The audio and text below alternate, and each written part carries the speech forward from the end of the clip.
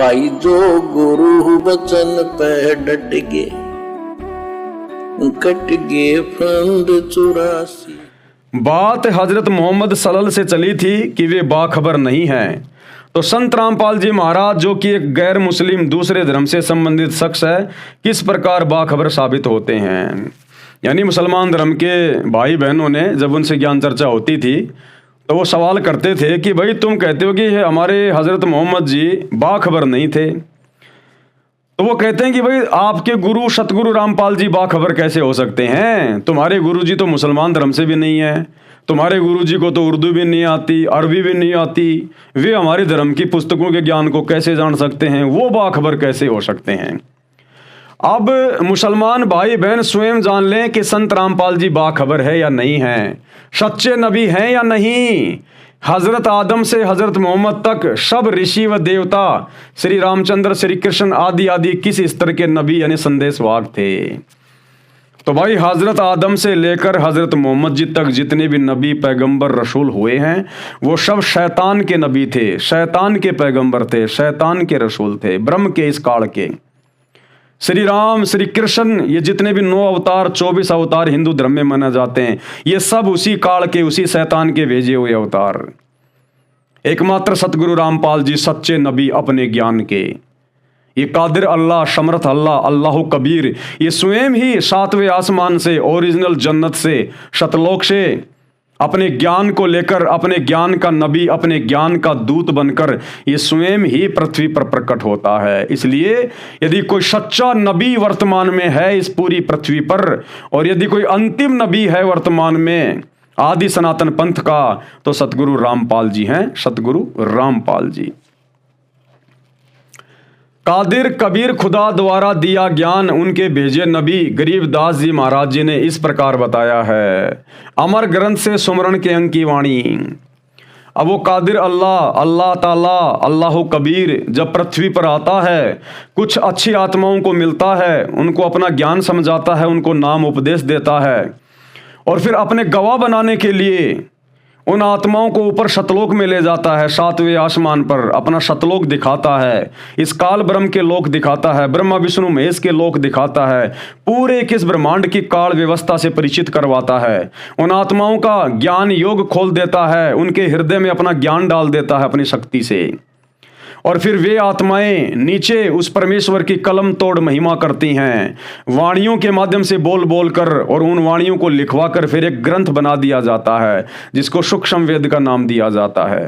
तो आदरणीय गरीबदास जी, गांव छुडानी, जिला जज्जर, हरियाणा वाले, इनको ये कादिर अल्लाह, कबीर परमेश्वर, अल्लाह कबर एक जिंदा बाबा के रूप में 350 साल पहले गांव छुडानी में उनके खेतों में आकर मिले, उनको प्रथम उपदेश दिया, उनकी आत्मा को सचखंड में लेकर गए, पूरी काल व्यवस्था से परिचित कराया, सतलोक दिखाया, उनका ज्ञान योग खोला, नीचे छोड़ा, फिर उन्होंने जो ग्रंथ लिखा उसको कहते हैं सदग्रंथ साहिब, सूक्ष्म वेद, 5वां वेद। उसी आदरणीय गरीबदास जी की अमरवाणी से परमेश्वर हमें समझा रहे हैं। गरीब ऐसा अवगत राम है, आद अंत ना कोई, वार पार कीमत नहीं, अचल हिरंबर सोए। उस आदि राम का, अल्लाह अकबर का, उस कादिर अल्लाह का, वो इतना समर्थ है, उसकी शक्ति का कोई वारन पार नहीं है। आगे इन वाणियों का गुरुदेव ने सरलार्थ किया हुआ है, इसलिए हम केवल वाणियां पढ़ेंगे। गरीब ऐसा अवगत राम है, कादिर आप करीम, मीरा मालिक मेहरबान, रमता राम रहीम। गरीब 2 दीन मद एक है, अल्लाह अल्लाह पिछाण, नाम निरंतर लीजिए, भक्ति हेत उर आन। गरीब राम रटत नहीं ढील कर, हरदम नाम उचार, अमी महारस पीजिए, यो तत बारंबार। गरीब कोटि गऊजे दान दे, कोटि अगजो नार, कोटि कूप तीर्थ है न, मिटे नहीं जमार। गरीब कोटिक तीर्थ वर्त कर, कोटिक गज कर दान, कोटि अश्व विप्रो दिए, मिटे नख चातान। गरीब ऐसा निर्मल नाम है, निर्मल करे शरीर, और ज्ञान मंडलीक हैं, चकवे ज्ञान कबीर। गरीब नाम बिना सूना नगर, पड़या सकल में शोर, लूट न लूटी बंदगी, हो गया हंसा भोर। गरीब अगम निगम को खोज ले, बुद्धि विवेक विचार, उदय अस्त का राज मिले, तो बिन नाम बिगार। गरीब भक्ति बिना क्या होत है, भरम रहा संसार, रति कंचन पाया नहीं, रावण चलती बार। अब इन अमर वाणियों का, जो कि सूक्ष्म वेद की वाणियां हैं, जो कबीर परमेश्वर, कबीर अल्लाह ताला ने आकर लिखवाई हैं आदरणीय गरीबदास जी के माध्यम से, अब गुरुदेव भगवान इनका अनुवाद कर रहे हैं। सुमरण के अंग की उपरोक्त वाणियों में संत गरीबदास जी ने बताया है कि खुदा की इबादत यानी सतनाम यानी सच्चे भक्ति मंत्रों का जाप करना पूर्ण लाभ देता है। नाम का जाप ना करके अन्य धार्मिक क्रियाएं करना पूर्ण मोक्ष प्राप्ति का साधन नहीं है। जैसे मुसलमान धर्म में रोजे रखना, अजान लगाना, बंग देना, ईद बकरीद मनाना, इनसे मुक्ति नहीं मिल सकती, इनसे हमारे कर्मदंड, हमारे पाप कर्म नहीं कट सकते। जब तक हम सूर अशूरा 42 आयत नंबर 2 वाले वो 3 मंत्र ऐन सीन काफ जो कि कोड वर्ड में हैं, जब तक हम सच्चे बाखबर सतगुरु रामपाल जी से वो तीनों मंत्र प्राप्त करके जाप नहीं करेंगे, हमारा जन्म मरण का और जहन्नुम में जाने का यह कष्ट समाप्त नहीं हो सकता। उनका अन्य आध्यात्मिक लाभ मिलता है, हमारे सांसारिक कार्य ठीक ठाक हो जाते हैं, थोड़ा बहुत हमें यहाँ पर आध्यात्मिक लाभ मिल जाएगा, लेकिन हमारा मोक्ष नहीं हो पाएगा। भावार्थ वाणी नंबर 1 से 5, वाणी कहिए या चाहे आयत कहिए, मुसलमान धर्म में आयत कह देते हैं, हिंदू धर्म में वाणी। तो वाणी नंबर 1 से 5 का सरलार्थ किया गुरुदेव भगवान ने। राम खुदा की कोई आदि यानी जन्म तथा अंत मृत्यु नहीं है। वो राम सबसे बड़ा राम, राम यानी अल्लाह कबीर, अल्लाह अकबर, अल्लाह ताला, वो अविगत राम है, उसके कोई आदि और अंत नहीं है, उसका कभी भी जन्म और मृत्यु नहीं है, उसका मूल्यांकन भी नहीं किया जा सकता। वह कितना महान है, उसकी शक्ति वारन पार है, उसकी प्रत्येक गतिविधि व शक्ति अपरंपार यानी अथाह है। वह कादिर समर्थ है, करीम यानी दयावान है। ये महिमा की जा रही है सुप्रीम गॉड की, ओरिजिनल अल्लाह की, अल्लाह ताला, अल्लाह कबीर की, जो वर्तमान में सतगुरु रामपाल जी के रूप में धरती पे प्रकट हैं। वह स्वयं ही सब कार्य करता है, उसे किसी की आवश्यकता नहीं है। वह सबका मालिक यानी प्रभु है। वह रमता राम यानी सब जगह भ्रमण करने वाला, रहीम यानी दयालु परमेश्वर है। वाणी नंबर 12, दोनों धर्मों हिंदू तथा मुसलमान धर्म का एक ही प्रभु है, दोनों दीन मध्य एक है, यानी हिंदू और मुसलमानों का वास्तविक प्रभु एक ही है, परमात्मा एक ही है। उसे राम कहो चाहे रहीम कहो, ये राम कोई दशरथ पुत्र रामचंद्र जी के लिए नहीं है। राम का मतलब होता है शक्ति, पावर। ये उस कबीर अल्लाह ताला का उपमात्मक नाम है, उसकी महिमात्मक नाम है राम। राम यानी जो सब में रम रहा है, पूरी सृष्टि को जिसने बनाया वो राम है। श्री रामचंद्र जी के तो खाली शरीर का नाम था राम, उसकी पहचान थी रामचंद्र, जबकि ये राम शब्द उस कबीर परमेश्वर की महिमात्मक उपाधि का नाम है। वह सबका मालिक है, प्रभु है, रमता राम है, सब जगह भ्रमण करने वाला, यानी वो जहां चाहे किसी भी ब्रह्मांड में 1 सेकंड के 100वें हिस्से में पहुंच जाता है। वो इतना समर्थ है, उसको रोकने टोकने वाला कोई नहीं है। उसे राम कहो चाहे रहीम कहो, यानी हिंदू धर्म में राम कह देते हैं, मुसलमान उसको रहीम कह देते हैं, खुदा कह देते हैं। उसके नाम का जाप सच्ची श्रद्धा के साथ करो, कशक के साथ में, तड़प के साथ में। अब मुसलमान भाई भला उस बड़े रहमान अल्लाह के किस नाम का जाप करेंगे बताओ? मुसलमान भाइयों के पास में नाम ही नहीं है। और जो नाम जपने के लिए हमें कुरान शरीफ कह रही है, सूर अशूरा 42 आयत नंबर 2 ऐन सीन काफ, उस मंत्र की वास्तविकता वर्तमान में विश्व के किसी भी मुल्ला मौलवी के पास में नहीं है सिवाय सतगुरु रामपाल जी के। वही नाम जो गीता अध्याय 3 श्लोक नंबर 17 में ओम तत्सत के रूप में लिखे हुए हैं। इन ओम तत्सत के भेद को समझाने वाला पूरे विश्व में कोई आचार्य शंकराचार्य नहीं है सिवाय सतगुरु रामपाल जी के। तो नाम जपोगे क्या? उसका नाम जपने के लिए विशेष श्रद्धा के साथ में, कशक के साथ, तड़प के साथ जपने के लिए आपने पहले नाम प्राप्त करना पड़ेगा सतगुरु रामपाल जी से, उनको अपना गुरु धारण करके, तब हमारा मोक्ष होगा। वाणी नंबर 21, राम रटत यानी अल्लाह के नाम का जाप बिना देरी के जाप करना शुरू कर दे कि ए नादान, अगर तुझे समझ में आ गया है कि वो अल्लाह कौन है, सच्ची इबादत क्या है, और तू शैतान के षड्यंत्र में फंसा हुआ है, तो फटाफट ए विलंब उस बाखबर से उपदेश लेकर उन तीनों मंत्रों का जाप करना शुरू कर दे। यानी पूर्ण गुरु यानी पीर से दीक्षा लेकर उस सतनाम के 2 अक्षर का हरदम यानी प्रत्येक श्वास में जाप कर ये भक्ति का रस पियो। यानी ये तत् निज खास साधना है, ये वास्तविक भक्ति है। इसे बार बार श्वास के साथ कर। वाणी संख्या 22, जो कुरान मजीद की सूर अस्सूरा 42 आयत 2 में बताए ऐन सीन काफ सांकेतिक नामों के जो वास्तविक मंत्र हैं उनका नाम जाप यानी सुमरण नहीं किया तो चाहे कितना ही धर्म करो, कितना ही जकात करो, उससे जम मार यानी शैतान की मार, यमदूत का दंड समाप्त नहीं होगा। यानी यमराज के पास जहन्नुम में जाकर दंड भोगेगा। जैसे पुराणों में बताया है कि ब्राह्मण को दुधारू गाय दान करने से दानकर्ता को बहुत पुण्य मिलता है, उसको स्वर्ग में दूध पीने को मिलेगा।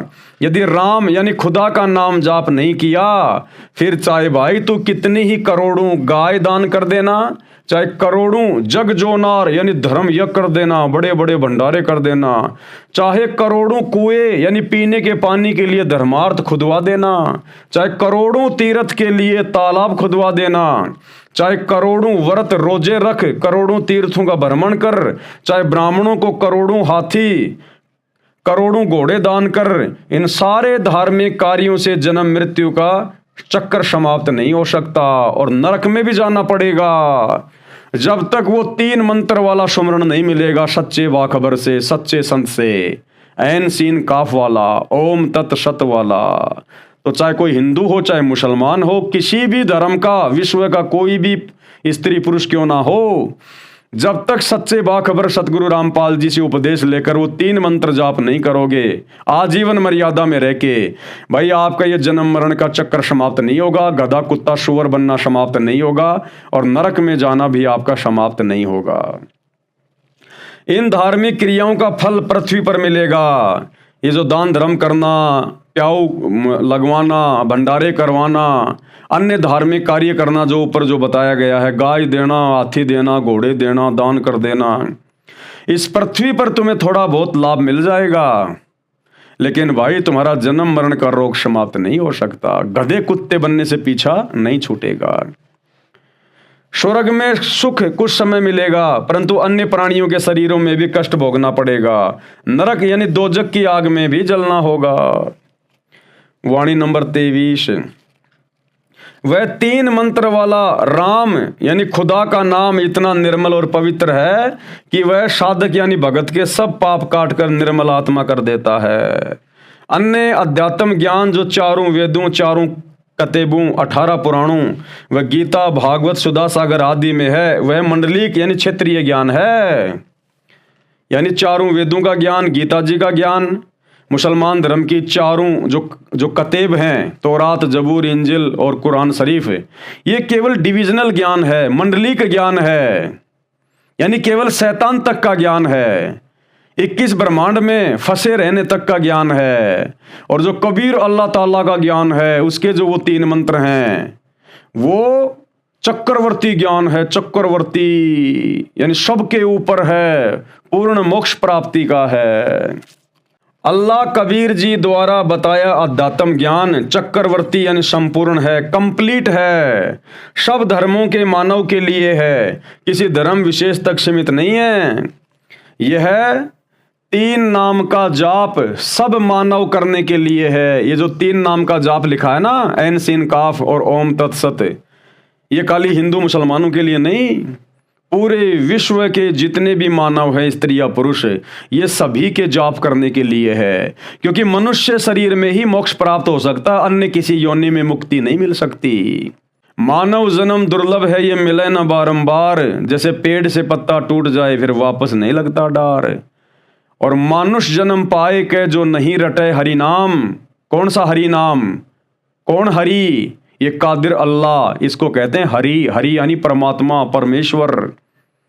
ये अल्लाह कबीर, ये है वो हरि वास्तव में।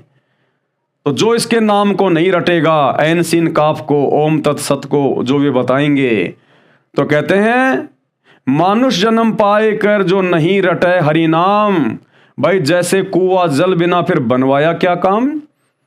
जिस प्रकार कुएं में जल है ही नहीं और कुआं तुमने बहुत अच्छा बनवा रखा है, उसके ऊपर पेंटिंग भी करवा रखी है, कलर भी करवा रखा है, तो जिसमें पानी नहीं है तो फिर क्या काम का वो कुआं। तो जिस मनुष्य के पास में, स्त्री या पुरुष के पास में जिसको मनुष्य शरीर प्राप्त है, अगर ये 3 मंत्रों वाला सुमरण नहीं है तो भाई वो तो बिना पानी के कुएं की तरह है। अंत में निराश होके यमराज के दरबार में जाएगा अपना कर्म भोगने के लिए। तो कहते हैं उस कादिर अल्लाह का जो ज्ञान है, जो 3 मंत्र हैं, वो किसी धर्म विशेष तक सीमित नहीं है, किसी धर्म विशेष तक सीमित नहीं है। ये 3 नाम का जाप सब मानव के करने के लिए है। यज्ञ भी सबके लिए हैं, जो 5 यज्ञ हैं वो भी साथ में करनी होंगी, सबको करनी होंगी, विधि एक ही है। अगर किसी को कैंसर है, अब कैंसर चाहे अमेरिका के किसी व्यक्ति को है, चाहे हिंदुस्तान के किसी व्यक्ति को है, भाई कैंसर का इलाज, कैंसर की मेडिसिन, कैंसर का ट्रीटमेंट एक जैसा ही होगा, चाहे इंसान अमेरिका का हो, इंसान चाहे हिंदुस्तान का हो। तो इसी प्रकार जन्म और मरण का रोग समाप्त करने वाले जो मंत्र हैं, जो भक्ति विधि है, जो यज्ञ है, वो भाई पूरे विश्व के मानव के लिए, स्त्री पुरुष के लिए एक जैसे ही होते हैं। और वो कंप्लीट मेडिसिन जन्म और मरण के रोग को समाप्त करने की वर्तमान में सच्चे बाखबर सतगुरु रामपाल जी के पास है।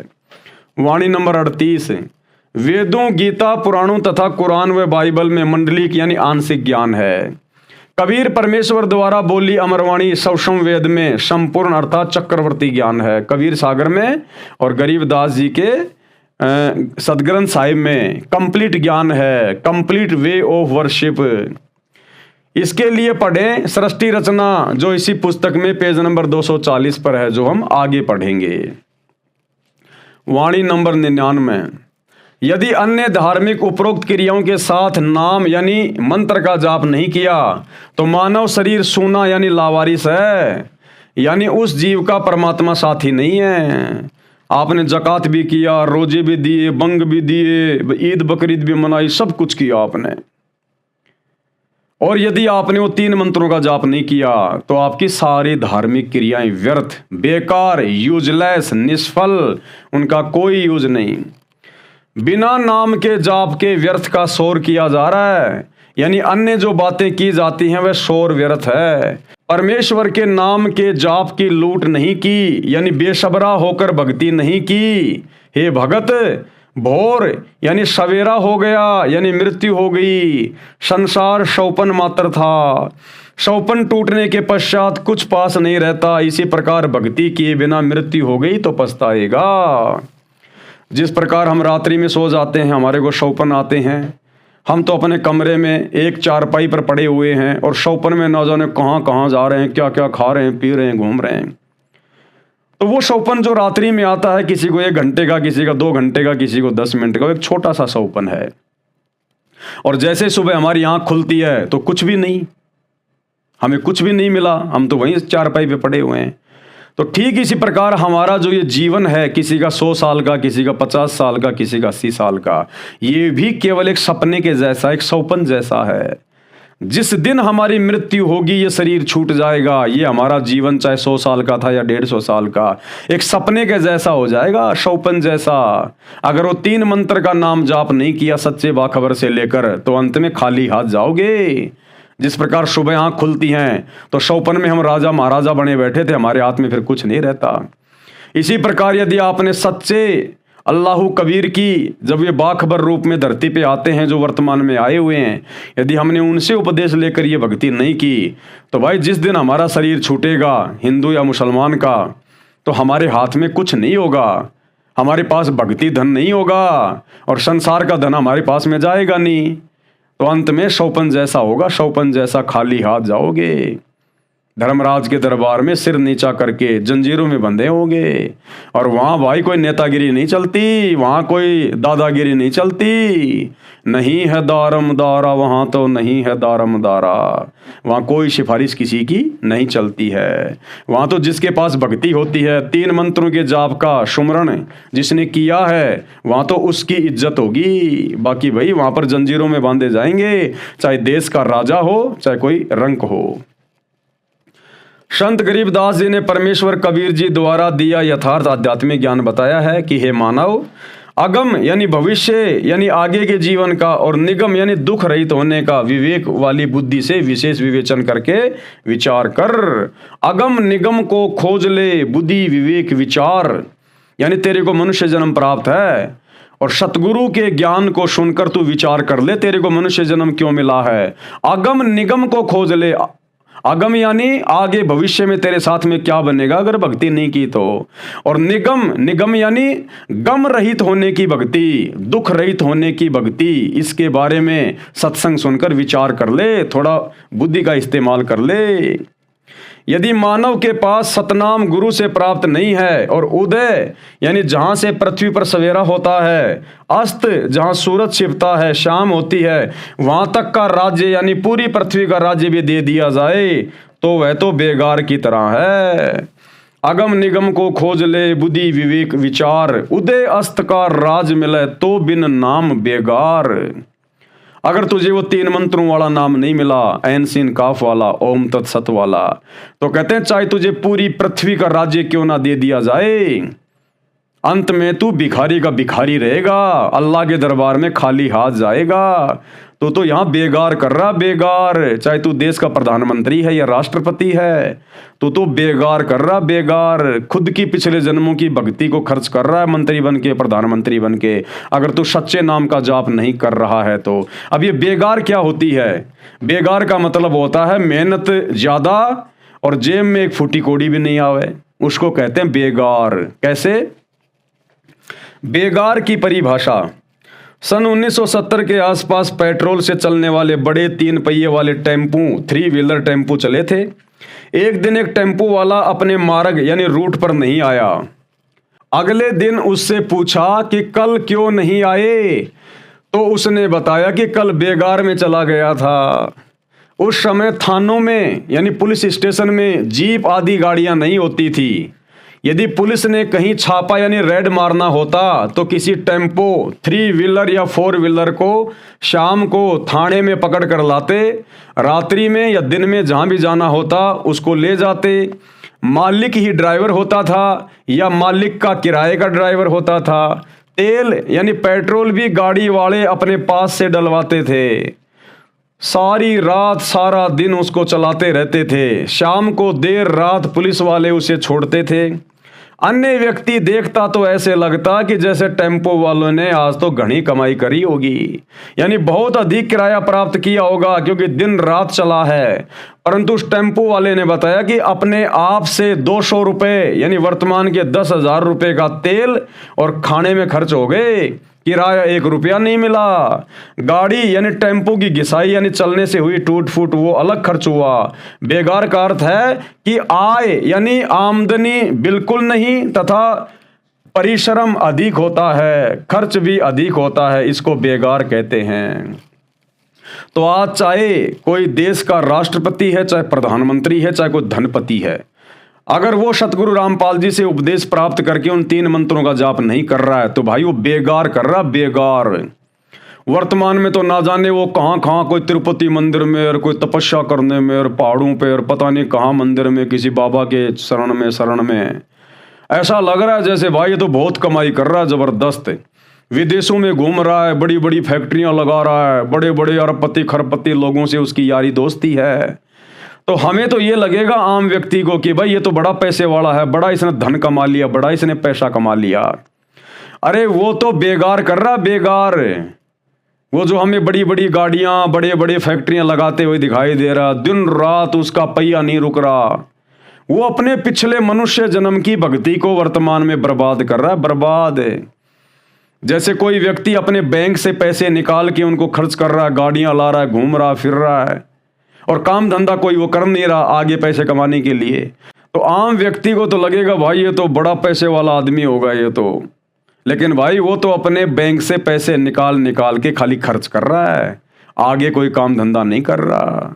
तो इसी प्रकार भाई और बहनों, जो व्यक्ति वर्तमान में भक्ति धन इकट्ठा नहीं कर रहा है, सतगुरु रामपाल जी से, इस कादिर अल्लाह से वो 3 नाम का जाप लेकर जो सुमरण नहीं कर रहा है, वो व्यक्ति चाहे देश का प्रधानमंत्री है, चाहे मंत्री है, चाहे मुकेश अंबानी है, चाहे अमेरिका का राष्ट्रपति डोनाल्ड ट्रम्प क्यों ना हो, वो आदमी बेगार कर रहा, बेगार, फालतू की रगड़म पट्टी कर रहा है, फालतू की घिसाई। वो जंजीरों में बांध के खड़ा किया जाएगा अंत में धर्मराज के दरबार में, अल्लाह ताला के दरबार में, जंजीरों में बांध कर। वहाँ कोई दारमदारा नहीं चलता, वहाँ कोई सिफारिश नहीं चलती, ये नेतागिरी वहाँ नहीं चलती है। वहाँ तो भैया अगर भक्ति करी है तो बता, अगर 3 मंत्रों का जाप करके कुछ भक्ति धन लाया है तो बता, नहीं तो लाइन में लग। वहाँ नहीं चलती है नेतागिरी। तो कहते हैं भाई पूरी दुनिया उन 3 मंत्रों का यदि सुमरण नहीं कर रही है, सच्चे बाखबर सच्चे संत से लेकर, तो पूरी दुनिया बेगार कर रही है, बेगार। चाहे सांसारिक संपत्ति उनके पास कितनी क्यों ना हो, वो तो व्यर्थ है, बेकार है। अंत में उसका खुद का शरीर भी नहीं जाएगा, संपत्ति कहां साथ जाएगी। बेगार का अर्थ है कि आय बिल्कुल नहीं तथा परिश्रम अधिक होता है, खर्च भी अधिक होता है, इसको बेगार कहते हैं। इसी प्रकार अपने पूर्व जन्म के तप तथा दान धर्म से राजा बनता है। इंसान अपने पिछले मनुष्य जन्म के तप से, दान धर्म से राजा बनता है, पैसे वाला बनता है। जो गुरु बचन पे डट गे, कट गे फंद 84 के, कट गे फंद 84 के, कट गे फंद 84 के।